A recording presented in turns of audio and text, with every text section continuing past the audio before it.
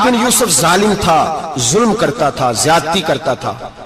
हजरत सईद बिन जुबैर एक ताबी बुजुर्ग थे, इतने बड़े बुजुर्ग थे कि सारी रात नमाज पढ़ते थे, सारा साल रोजा रखते थे। एक दिन उन्होंने मिंबर पे बैठ के कहा कि हज्जाज जुल्म से बाज आ जाए, वरना अल्लाह की लाठी बड़ी बेआवाज है। अल्लाह की लाठी, इसका क्या मतलब होता है? इसका मतलब है जब रब की लाठी चलती है तो उसकी आवाज जी, उसका पहले कोई पैगाम, वो पहले ऐलान नहीं करता कि तगड़े हो जाओ लाठी चलने लगी है। लाठी चलती है पर उसकी आवाज, समझ आ रही है मेरी बात की? जुमातुल विदा के लिए तशरीफ लाने वाले आवाम खास गौर फरमाइएगा। हज्जाज बिन यूसुफ को पता चला कि हजरत सईद बिन जुबैर ने मेरे खिलाफ बात की, बुला लिया, कहने लगा तूने मेरे खिलाफ बात की है? फरमाने लगे की है। कहने लगा तुझे पता है मैं कत्ल कर दूंगा? आप फरमाने लगे ना तू जिंदगी का मालिक है ना मौत का मालिक है, तू कैसे कत्ल कर? कहने लगा तुझे पता है मेरा? फरमाया मैंने तुझे नहीं, मैंने तो कई शद्दाद, कई हम्माद, कई कारून, कई फिरौन, कई नमरूद देखे, कईयों की दास्तानें सुनी, तू कौन है? तू तो छोटा सा है। एक जुमला है मुल्ला जलालुद्दीन रूमी का, बड़े दरवेश थे, एक बात कह गए, कहने लगे नमरूद जितने पैसे नहीं, फिरौन जितनी हुकूमत नहीं, कारून जितनी दौलत नहीं, वरना फरमाने लगे मेरे जमाने में भी कई लोगों का खुदा बनने को दिल करता है, कई लोगों का दिल करता है, लेकिन नमरूद जितने पैसे, फिरौन जितनी ताकत और कारून जितनी दौलत नहीं, वरना हो सकता है लोग दावा कर जाए माज़अल्लाह सुम्मा माज़अल्लाह। ये आज से कई सौ साल पहले वो कह रहे, आज तो हालात बड़े अबतर है, उसकी निस्बत खतरनाक है। फरमाने लगे हजरत सईद बिन जुबैर तू जिंदगी मौत का मालिक नहीं। कहने लगा पकड़ो, कत्ल करो इसे, ले जाओ। जब पकड़कर खींच कर ले जा रहे थे ना, तो हजरत सईद बिन जुबैर मुस्कुराने लगे। अब जालिम के सामने मुस्कुराए तो उसको बड़ा गुस्सा आया, ये मेरा मजाक उड़ाता है। बुला लिया, इधर आओ, क्यों मुस्कुरा रहे हो, क्या हुआ? तो हजरत सईद बिन जुबैर कहने लगे मैं मुस्कुरा रहा हूं तेरी बेवकूफी पर और अपने अल्लाह की दी हुई ढील पर। मैं मुस्कुरा रहा हूं कि या अल्लाह क्या बात है, क्या तेरा शान है, कैसे लोगों को ढील दी हुई है। मैं मुस्कुरा रहा हूं तेरी बेवकूफी पर कि तू समझता है शायद मुझे पूछने वाला कोई नहीं। कहने लगा इसको बाहर ना ले जाओ, मेरे सामने कत्ल करो। ठीक है जी, कत्ल करने लगे तो हजरत सईद बिन जुबैर ने मुंह काबे की जानिब कर लिया। इन्नी वज्जहतु वजही लिल्लज़ी फ़तरस समावाति वल अर्द हनीफ़न वमा अना मिनल मुशरिकीन। जब आपने ये आयतें पढ़ी ना कि मैंने मुंह कर लिया है अपने रब की जानिब, करो मुझे कत्ल, कहने लगा नहीं नहीं इसका मुंह फेरो, काबे की तरफ हो के कत्ल ना हो। है जालिम पर पागल हो गया है। हजरत सईद बिन जुबैर के हौसले ने शिकस्त दे दी, नाकाम हो गया, मखबूतुल हवास हो। कहने लगा इसका मुंह फेर दो। जब काबे से फेरा तो आप फरमाने लगे लिल्लाहिल मशरिक वल मगरिब फइन्नमा तवल्ला फसम्मा वजहुल्लाह। अल्लाह फरमाता है तुम मशरिक और मगरिब सारा ही अल्लाह का है, जिधर भी मुंह करोगे उधर अल्लाह ही अल्लाह है, जिधर भी मुंह करोगे उधर अल्लाह ही अल्लाह है। चारों जाना फेर दे, जिधर मुंह फेरना है तूने, फेर दिया मुंह। हजरत सईद बिन जुबैर के गले पे खंजर रखा तो आपने हाथ उठाए, कहने लगे ए अल्लाह मेरे बाद इसे किसी और पर मुसल्लत ना करना, मेरे बाद किसी और पर मुसल्लत ना, बस मैं आखिरी हूं। जब आप जिबा हुए तो इतना खून निकला, इतना खून निकला कि लोग कहते हैं जितना ऊंट के वजूद से निकलता है। तर हो गया सारा उसका दरबार। एक समझदार आदमी को बुला के कहने लगा इतना खून मैंने पहले कभी, मैंने बड़े बंदे कत्ल कराए हैं पर इतना खून नहीं निकला। तो वो कहने लगे लोग मर जाते, मरते वक्त डर जाते हैं, सहम जाते हैं, खून सुकड़ जाता है, लगता है ये शख्स जब दुनिया से गया है तो डट के गया है, ये डट के गया है दुनिया से। हज्जाज बिन यूसुफ रात को सोया तो तड़प के उठा, क्या हुआ? घर वाले कहने लगे क्या हुआ? कहने लगे सईद बिन जुबैर ख्वाब में आया और कहते हैं उठ मुझे बता तूने मुझे क्यों कत्ल किया, बता बता क्यों मारा। अगली रात फिर सोया तो वही ख्वाब, फिर सोया तो वही ख्वाब। गुनाह नफ्सियाती मरीज बना देता है, जुल्म तुझे मखबूतुल हवास कर देता है। जब तू ज्यादती करता है तो अल्लाह फरमाते हैं कि मैं, तू अल्लाह को भूलता है, अल्लाह तुझे अपना आप भुला देता है। फिर तू भूल जाता है, फिर तू सीधे रास्ते पे चलता है पर भटक जाता है, फिर तू सही रास्तों का तायुन करके भी गुमराह होता है, फिर तू रोज वही गाड़ी चलाता है पर अब जब तू ब्रेक लगाता है तो नहीं लगती। जब गुनाहों के साथ तू मखबूतुल आवास होता है, तू रोज वो कारोबार करता है, लेकिन जब तेरे गुनाह तुझे घेर लेते हैं फिर उसी कारोबार में तू नुकसान उठाता है।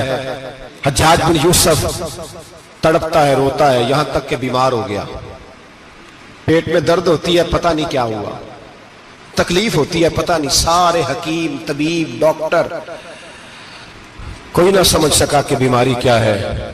जो बीमारियां खुदाई होती हैं उनका लोगों को पता, जो आजमाइशें रब की जानिब से होती हैं वो डॉक्टरों के हत्थे नहीं चढ़ती। जो तकलीफें अल्लाह देता है उनका हकीम, तबीब इलाज नहीं कर पाते, मुश्किल। और शिफा उसी वक्त होती है जब अल्लाह देना चाहे, और जब रब भी देना ना चाहे तो बड़े बड़े डॉक्टर कहते हैं कि हमारे बस की बात नहीं रही। बगदाद से हकीम आए, पेट देखा, कहने लगे ना तेरे मैदे में कोई दिक्कत है, ना तेरे जिगर में, ना किसी और जगह, माजरा क्या है? एक आखिरी इलाज है, आखिरी। वो क्या? गोश्त का छोटा सा टुकड़ा धागे के साथ बांध के मुंह में डाला और फिर एक बारीक सा तिनका लेके उसको अंदर डालने लगे गले में। वो गोश्त का टुकड़ा जब हलक के अंदर उतर गया, उस हकीम ने वापस खींचा तो कैसे ऐसी बदबू आई जैसी कभी सूंघी न थी। जानवर, कीड़े मकोड़े लगे हुए बाहर निकले, और जब देखा तो जितने महल में लोग बैठे थे चिल्लाते हुए निकल गए कि ये क्या मुसीबतें हैं। हकीम भी उठ के दौड़ने लगा, कहा तुझे क्या हुआ? कहने लगे हज्जाज तेरी बीमारी जमीनी नहीं, तेरी मुसीबत जमीनी नहीं। कहा मेरी मर्ज तक तुम क्यों नहीं पहुंच पा रहे? तो कहने लगे लगता है तू बद्दुआ का मरीज है, लगता है तू जुल्म का मरीज है, तू जबर का मरीज है। तड़पता रहा, सिसकता रहा। एक वक्त वो भी आया कि घर वालों ने कमरे में बंद करके ताला लगा दिया, दीवार से टकरे मारता। ओ भाई, जो गुनाहों के बीमार होते हैं उन्हें शिफा नहीं होती, जो जुल्म, जबर, बर्बरियत के बीमार होते हैं उन्हें सुकून कल्बी मुयस्सर नहीं आता। दवाइयां उन बीमारियों की बनी हुई हैं जो बीमारियां जमीनी हैं, जो बीमारियां खुराक की बदपरहेजी से होती हैं, जो गुनाहों की बदपरहेजी से होती हैं, उनकी बीमारियां, उनकी शिफा तौबा है, उनकी शिफा रुजू इल्लाह है, उनकी तौबा अल्लाह से माफी मांगने से शिफा होती है। हज्जाज जब मरने लगा तो बुलाया, ये रंग भी जरा मुलाजा कीजिएगा, 2-4 करीबियों को बुलाया। पता होता है ना अपने कुर्तूतों का आदमी को, पता सारा है सरदार नो कीती है, जब पता होता है सारा। बुला के कहने लगा जब मैं मर जाऊं तो मुझे रात को दफन करना। क्यों भाई, औरत है? कहने लगा नहीं, रात को दफनाना। ठीक है, रात को दफना देंगे। फिर कहने लगा जब सुबह हो जाए तो सुबह होने से पहले पहले मेरी कब्र जमीन के बराबर कर देना, निशान मिटा देना। का वजह तू कलमा पढ़ता है, हुजूर का हुक्म है कि कब्र कम से कम एक बालिश, एक गेट ऊंची होनी चाहिए जमीन से कम कम, तो तू तेरी कब्र मिटा दे। वजह पता होता है अपने जुल्मों का। कहने लगा मुझे पता है लोग मेरे मरने के बाद मेरी कब्र भी नहीं छोड़ेंगे। दुनिया में तो मेरे जबर की वजह से कोई आ ना सका, लेकिन मेरी कब्र भी लोग जनाजों में बातें शुरू कर देते हैं। जनाजों में मैंने ऐसी भी दास्तानें सुनी है कि कोई मरा तो लोग जूतों का हार कब्र पे डाला है। नहीं भाई, तू जब जिंदा था तो तेरे जबर जुल्म की वजह से नहीं को बोल सका। एक तो है कयामत में हिसाब होगा, यहां दुनिया में हिसाब होने लगता है। इतनी इतनी लंबी जुबानें लोगों की लटक कर मरते वक्त बाहर निकल आती हैं। दुआ करें, जुमा है, अल्लाह ताला ईमान की मौत अता फरमाए। दुआ फरमाए रब ताला, अल्लाह तबारक व तआला तौबा करके जाने की तौफीक अता फरमाए। जागे जागे और सुने और दुआ करे, ए अल्लाह तू हमें जुल्म से वैसे ही महफूज फरमा। अगर हम ज्यादती करने लगे तो अल्लाह हमें उससे मना फरमा, हमें उससे तू ये तौफीक दे कि हम बाहर आ जाए उस गुनाह से। मेरे भाई, एक तो दुनिया में सजा है, फिर कयामत की सजा है, और वो ज्यादा सख्त है, वो ज्यादा सख्त है। हम लोगों ने ना हीले बहाने बड़े बनाए हुए हैं। बैंक के साथ कारोबार करने वाला कहता है नहीं नहीं, मजबूरन लिया है, मजबूरन। मर रहा था तू, आखिरी लबों पे था तो जायज है, जायज है। उस वक्त जब तुझे खाने को लुकमा न लगे तो हराम खाना भी जायज है। क्या दिक्कत थी? क्यों अल्लाह रसूल के मुकाबले में खड़ा हुआ तू? क्यों सूद का धंधा किया? क्या क्या तकलीफ थी? क्या कहां तू उलझ गया था? हम जानबूझ के अपने लिए जहन्नम इकट्ठी करते हैं, फिर कहते हैं सुकून नहीं जिंदगी में। कहां सुकून आएगा? कैसे आएगा? हमने खुद आग लगाई है चमन में अपने। जो कयामत की सजा है मेरे नबी पाक अलैहिस्सलाम ने फरमाया रब तुम्हें सामने खड़ा करेगा। और किस तरह खड़ा करेगा? फरमाया लोगों के वजूद से कपड़े उतर जाएंगे, जमीन इस तरह दहकेगी जिस तरह तांबा जमीन पे रखा जाए और आग जलाई जाए। तांबा देखा आप लोगों ने? ये भी गर्मी गुजरी है ना, तो फर्श पर जब सूरज पड़ता था तो नंगे पांव चला नहीं जाता था। सही कह रहा हूं? नंगे पांव, बच्चे का पैर जमीन पे लगता तो चीख उठते हैं, कहते हैं ओ जल गया पैर। हालांकि ये फर्श दुनिया के हैं। और अगर तांबे के अंदर खासियत है कि अगर कोई धात जल्दी और ज्यादा गर्म होती है तो वो तांबा है। मेरे नबी ने मिसाल दी तो उसकी री जो सख्त था, फरमाया तांबे की तरह जमीन तपाई जाएगी और फिर नंगे पांव रब तुम्हें खड़ा करेगा। आज सूरज की पुश्त तुम्हारी जानब है, कयामत में मुंह तुम्हारी जानिब होगा। नेजा आपने देखा होगा, नेजा होता था। फरमाया ये जो तुम नेजे देखते हो सिर्फ सवा नेजे के बराबर सूरज करीब आ जाएगा और फिर अल्लाह तुम्हें सामने खड़ा करके तुमसे सवाल जवाब करेगा। और हुजूर ने कह दिया है तो अब किसी नात खां के कहने से बात बदल सकती, किसी पीर के कहने से जुमला बदल सकता, किसी खतीब के कहने से फिक्र ना करना वो सामने जन्नत पड़ी है, अब बात बदल सकती। खुदा की रहमत पर भरोसा रखना जरूरी है, नबी पाक की शफाअत की उम्मीद रखना, बोलिए। लेकिन जो हुजूर ने बयान किया है उसको मानना भी ये भी जरूरी है। मेरे नबी पाक ने फरमाया अल्लाह तुमसे हिसाब लेगा और अल्लाह पूछेगा, तुमने जवाब देना है। हुजूर किस किस शय का? फरमाया जो पहनते हो उसका जवाब नहीं देना, जो खाते हो उसका जवाब नहीं देना, जो अल्लाह के रास्ते में देते हो उसका जवाब, बाकी हर शय का जवाब देना है।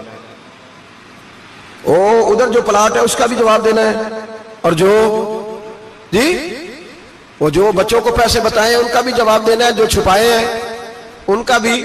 सुम्मा लतुसअलुन्ना यौमइज़िन अनिन नईम, जो कमेटी अपने मोहल्ले में डाली है उसका भी जवाब देना है, जो ससुराल के इलाके में अब्बा जी से चोरी डाली हुई है उसका जवाब भी, सबका जवाब देना है, तमाम हिसाब किताब। और अल्लाह फरमाते हैं मैं सामने खड़ा करके हर सवाल का तुझसे जवाब, तुझे हर सवाल का जवाब साहब। अच्छा ये जो बड़े लोग थे वो हिसाब से डरते थे, हम छोटे लोग हैं हम हिसाब से हम नहीं डरते, हम कहते हैं देखी जाएगी। बड़े लोग जो थे वो हिसाब से, हजरत अबू बकर सिद्दीक दुआ कराया करते थे, दुआ करो अल्लाह मुझसे हिसाब ना पूछे।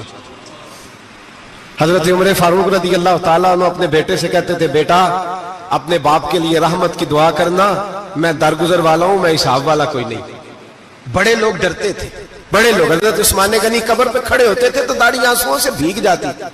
गुलाम कहते हैं हुजूर 3 दफा नबी पाक ने आपको जन्नत की बिशारत दी है, 3 दफा बिशारत दी है, तो आप क्यों इतना रोते हैं? उस्मान गनी फरमाते जिस रसूल ने मुझे जन्नती कहा है उसी महबूब ने मुझे फरमाया था उस्मान कब्र आखिरत की मंजिलों में से पहली मंजिल है। और आप फरमाते मेरे तो कमरे में दिया गुल हो जाए तो मुझे डर लगता है, इसमें तो मुकम्मल अंधेरा है।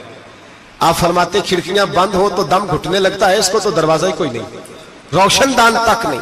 भाई जो बड़े थे वो डर रहे थे। मौला अली शेर खुदा नमाज का वुजू करके कांपते थे, कांपते। अली आप मरहब के सामने नहीं कांपे,